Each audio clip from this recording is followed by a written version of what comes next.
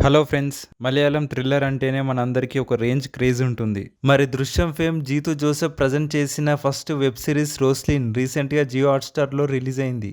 సంజన, దీపు, మీనా, వినీత్ ప్రధాన పాత్రల్లో నటించిన ఈ సైకలాజికల్ థ్రిల్లర్ ఎలా ఉంది, మనల్ని ఎంతవరకు థ్రిల్ చేసింది అనేది ఈ వీడియోలో చూద్దాం.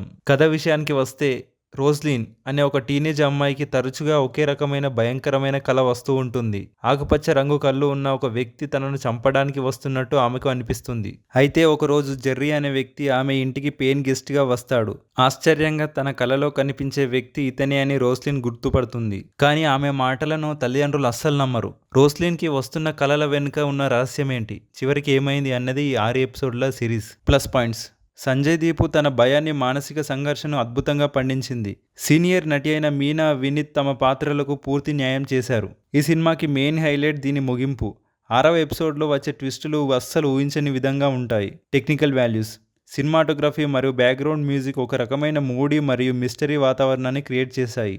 జీతూ జోసెఫ్ టచ్: కథలో సస్పెన్స్ను మెయింటైన్ చేయడంలో ఆయన మార్క్ కనిపిస్తుంది. Minus points: slow facing. మొదటి 2 ఎపిసోడ్లు కథను ఎస్టాబ్లిష్ చేయడానికి చాలా టైం తీసుకుంటాయి. థ్రిల్ కోసం చూసేవారికి కొంచెం ల్యాగ్ అనిపించవచ్చు. సింపుల్ సెటప్: కథ మొత్తం ఒకే ఇంటి చుట్టూ తిరగడం వల్ల కొంతమందికి రిపీటెడ్ సీన్స్ లాగా అనిపించే ఛాన్స్ ఉంది. ఫైనల్గా చెప్పాలంటే రోస్లిన్ ఒక మంచి సైకలాజికల్ మిస్టరీ థ్రిల్లర్. మొదటి కొన్ని ఎపిసోడ్లు కొంచెం స్లోగా ఉన్నా చివరి ఎపిసోడ్ మాత్రం ఖచ్చితంగా చూడొచ్చు.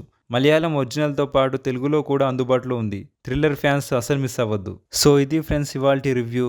మీరు ఈ సిరీస్ చూసుంటే మీకు ఏ ఎపిసోడ్ బాగా నచ్చిందో కింద కామెంట్ చేయండి. మరిన్ని మూవీ అప్డేట్స్ కోసం సబ్స్క్రైబ్ చేసుకోండి. జై హింద్.